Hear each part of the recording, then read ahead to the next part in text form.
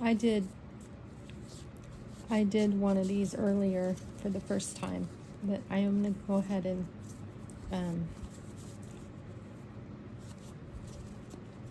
do another one of these energy readings because I just feel like it. I feel like I want to keep playing with this a little bit.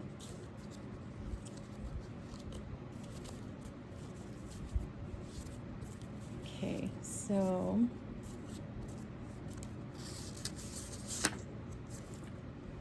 starfish. Hello, starfish. I have a starfish here. So this little starfish, this one's a sparkly, glittery one because it was turned into an ornament by somebody. Got it a long time ago. But starfish is beautiful. It has 5 arms. I don't know what they're called. And this is the underside. So pretty. Obviously, this is not a live starfish. Have you ever handled like in a tide pool or at an aquarium where you could handle them? Have you ever touched them? They're really cool. But they eat, their mouths are on the underside, and they move around and they connect onto rocks and stuff. Yeah, I don't know a lot about them, but when I look at the starfish, I see it as, well, for one, it's called starfish, so it suggests to me that it stands out and is like, you know, so beautiful, like, look at me, you know, it sort of wants to be seen but not wants to be seen at the same time. And maybe you feel that way. Maybe you feel like, I want to be noticed, but I don't want to be noticed all at once or in a way that makes me feel threatened or vulnerable. And I think maybe starfish is like that, because you find them in like tide pools and areas where they're holding onto rocks, you know, and they could be on the bottom of the ocean on the sand, but they're very much like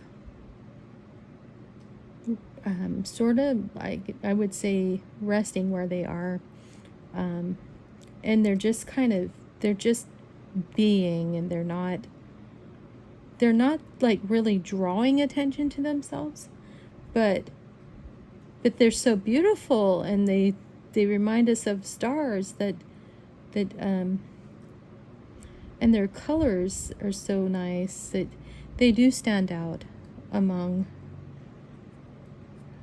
their environment, and they are to be celebrated just as we are to be celebrated in our individual beauty, and wherever we are in our lives, we are to be celebrated, and see yourself as a star that you are, and allow yourself to be seen in all of your beauty.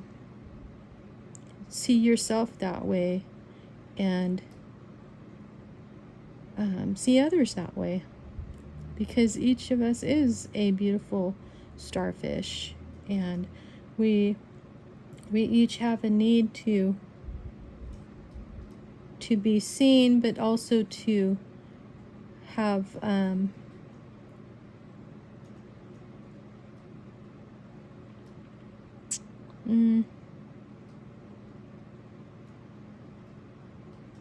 I don't know, maybe the wisdom to know when to know when to, oh my gosh, now you know what's coming in right now. The song Kenny Rogers, the gambler. Know when to hold 'em, know when to fold 'em, know when to walk away, know when to run. So, yeah, maybe we need to be like that. We need to have the wisdom and the intuition to know, and the discernment to know when to do what in our lives. We can shine, but maybe sometimes we just need to know.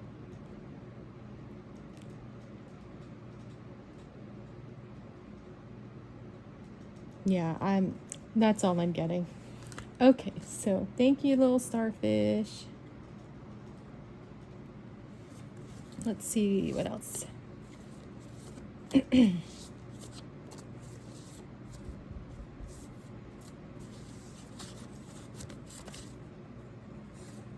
Oh my gosh, I just did these. I'm not going to do those again because I already did those today.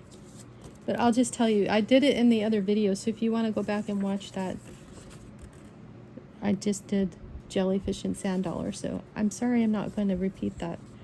If you want to watch where I talked about jellyfish and sand dollar, then you can go back to my previous video. Okay, sea otter wants to come out. Sea otter, oh my gosh, isn't that cute with the little baby sea otter? Sea otters are all about balance and resting and digesting, and balance between play and basically survival, and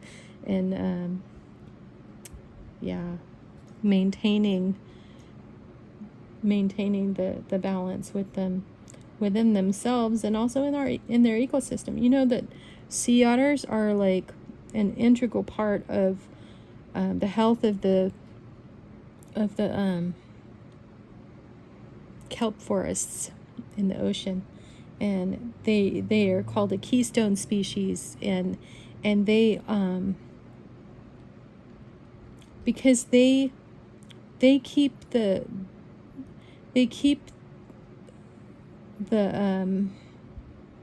kelp forest and the coastline healthy because they eat the sea urchins. Without the sea otters, the sea urchin population would grow too much, and then those sea urchins feed off of the kelp forests, and they basically they would eat all the kelp forest, and then a lot of things would happen because of that. And we have seen that happen with the decline in population of the sea otters over time, and those populations are trying to be grown again, so that we can have a healthy ecosystem in the ocean. And these sea otters are a very important part of that balance. And we are like the sea otter. We balance our ecosystem in the world. We balance that with our with our playfulness and with our rest. The way that we move in the world. You know, the best way to move in the world, which we've been taught the opposite, but what is really actually true is that we need to be more playful, and we need to rest a lot more. We get more done by resting and being playful than we do by grinding.